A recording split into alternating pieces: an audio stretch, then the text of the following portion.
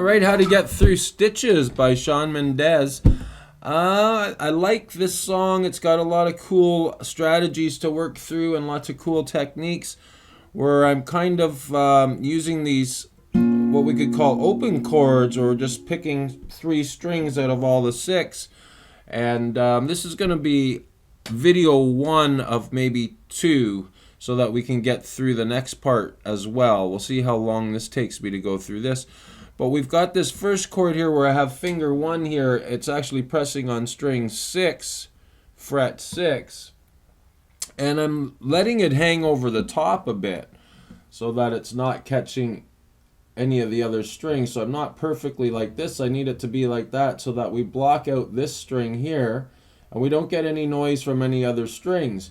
These 2 fingers are actually on strings 3 and 2. So hopefully you can see that there. So they're on 3 and 2.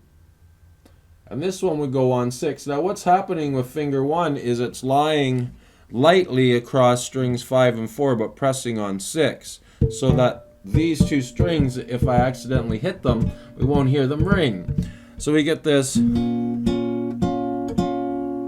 we could have a bit of a count for this too to help us get through it, where it's like a 1 and 2 and a 3 and 4. Before we talk about the timing, we'll talk about just making the moves with our fingers, because it's nice to break things down. So basically for the first part we would have this shape here where we have finger 1, and you can see my fingers pointing to me, so my wrist is back further. It's back this way to get my finger to extend, and my thumb's kind of sitting on its side on the back a bit. Like not right like that, but more on the pad of the thumb, this part, and sitting more like that. So then we get this. Now what you want to try to do here is everything can move down to the 4th fret, and as you're moving down to the 4th fret, you want to slide finger 1 down to 4, and while that's happening, you want to shift these 2 guys into finger 2 is going to go to string 2, and finger 3 is going to go to string 3. So now we get this.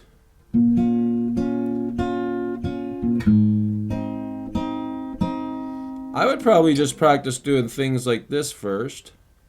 Slide that back and get really good at that. Make sure your fingers could just move without having to look at them and landing in the proper frettings. So we get that kind of motion going on. And then as that moves, we're going to take this finger down, finger 1 down a string, and we're going to put these 2 on strings 2 and 3, fret 6. So they're right above and below each other. So now we have 3 moves to kind of make, and I always like to start off with finger 1 and then come back, switch these 2. So great movement, and trying to get these guys. You could even just do these separately for a bit, where you're just taking them and switching back to strings 2 and 3 here on fret 4 and 5. So starting back here and then working that. Now you want to bring finger 1 down and slide 3 to fret 6 and drop your pinky in.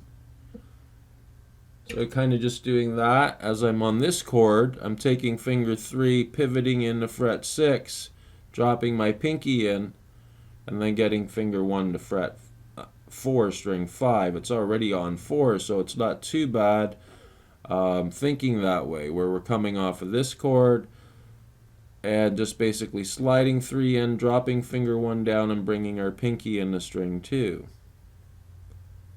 So then we've got these three moves we could make here and practice them. I don't like starting with finger 2 and 3 and 4 because by the time we get to the end, it doesn't work out where we could just slide finger 1 back to the first chord, and it is pretty fast. So I would take your time with that, coming back to here, learning to flip that. Then we're going to slide 3 to 6 and drop pinky, and finger 1's going on string 5, so it drops down 1 pinky on 6. And then we're going to slide all the way back so that we've got finger 3 is going to come off of string 3, slide to fret 3, and then we can drop fingers 1 and 2 back in on strings 2 and 6, fret 2. So some great strategies just to get that muscle memory moving. You should be able to kind of get it something like that, and then back, and we're sliding in, dropping finger 1 down. Now we're sliding finger 3 all the way back to fret 3, dropping fingers 1 and 2 back into strings 2 and 6 on fret 2. We'll try that again.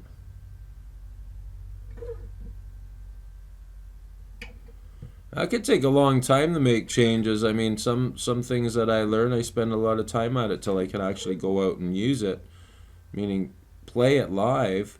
So don't get too frustrated with yourself. It's time, right? So just keep putting your time into the moves until your hand can finally get this kind of motion going like this.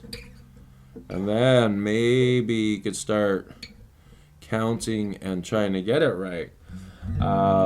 So yeah, then we get into the counting part. And the other thing you could do just for some easy practice things is just practice picking each of these strings independently. So I got my thumb on 6, finger 1's on 3, and finger 2's on 2, and yet you could just for an easy thing, right? And you could practice maybe just breaking this down to 2 chords. 1, 2, then go slow. 1, 2, 3, and get that really good first. 1, 2, 3, 4, and 1, 2, 3, 4, and 1, 2, 3, 4, and 1. Now try to go to the next chord once you get them good. 4 and 1. So I'm just picking those with my thumb and fingers 1 and 2. Always rest the heel of your palm on the corner of the bridge.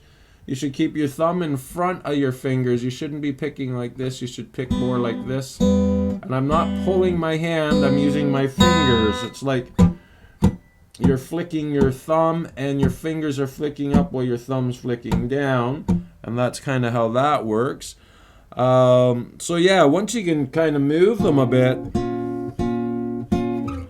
try to get that at a good pace though, because once we start adding the rhythm part in, it gets trickier. So, you know, you might want to try to, and that's going to take time if you haven't been playing for a while. But, you know, you could start working like 1, 2, 3, 4, 1, 2, 3, 4, 1, 2, 3, 4. Of course, that wouldn't be my approach, that speed, if I was going to work on it and it was something new to me, or I've just been playing for a little while.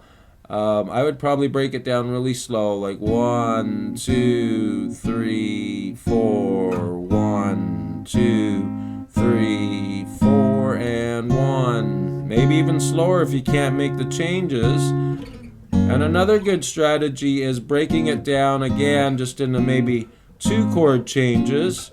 Get those 2 good, and then try to get these 2 good. And it really teaches you how to kind of move within these chords so that you get the muscle memory going, so your hand remembers. And then we take that back and we got to get back to here, right? So then we can take this chord and try to get to there. There's always strategies on how we work through things. And maybe that's too fast, so you have to work it as slow as you have to until you get to the speed. Maybe it's even slower, it might be. What's even better to do is do a count. Do something like 1, 2, 3, 4, and 1, 2, 3, 4, and 1, 2, 3, 4, and 1, 2. And I wouldn't start doing that until I could just make these go independently. So you're not really playing right now, you're just trying to slide and get the moves. Alright, now we're going to talk a little bit on how to count it. So if you want to play to the song, I would probably do something like a 1 and 2 and a 3. but it's quick. A 1 and 2 and a 3. So that's fast. A 1 and 2 and a 3. So you want to get that slid right over right after you hit that top string again. And basically I'm picking the 6th string one time and then strings 3 and 2 with fingers 1 and 2, and we get a 1 and 2 and a 1 and 2 and a 1 and 2 and a 3 and 4 and a 1 and 2 and a 3 and 4 and a 1 and a 3 and 4 and a 1 and 2 and a 3 and 4 and a 1 and 2 and a 3. And that's slow. And a 1 and if that's not slow enough for you guys, you could grab the gear there and slow it down a bit more to try to play along to that. I'll try it again and I'll do a little count in, and then you'll know when to start. 1, 2, 3, 4. A 1 and 2 and a 3 and 4 and a 1 and 2 and a 3 and 4 and a 1 and 2 and a 3 and a 1 and 2 and a 3. So that's a slower pace at it, and his speed's around a 1 and 2 and 4 and a 1 and 2 and a 3 and 4 and a 1 and 2 and a 3 and 4 and a 1 and 2 and a 3 and a 1 and 2 and a 3 and 4 and a 1 and 2 and a 3. And then as it ends, he stays on this chord. So coming out of that, it'd be like.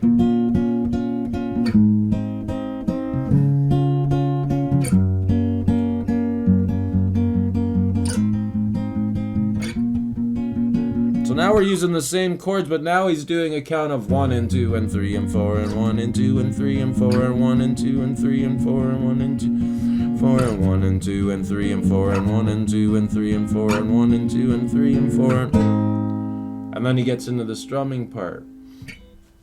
So that was basically just taking these two chords here, the last chord, and then sliding it back to the second chord. When we come off of this, we go to there. So he's taking that, coming up, walking that chord up again, and then starting back at the first chord again. And that's kind of how he gets the ending before we start doing the strumming, and I'll do that on the next video. I like to give you lots of ideas on how to practice through each video and work it all out within yourselves. I realize how long it takes to get tricks down on guitar. I've been playing since I was 8, so take your time with it. Don't get frustrated, and like I said, work it nice and slow where you're just kind of building your dexterity, and it doesn't have to be done in a night. I mean, you slowly learn your songs, and as your fingers learn all these different tricks and moves, it gets better and better for other songs. So good luck on learning this one. I've given you all the tools. I hope you like the song lots. And leave me some comments and give me a thumbs up. Thanks, guys.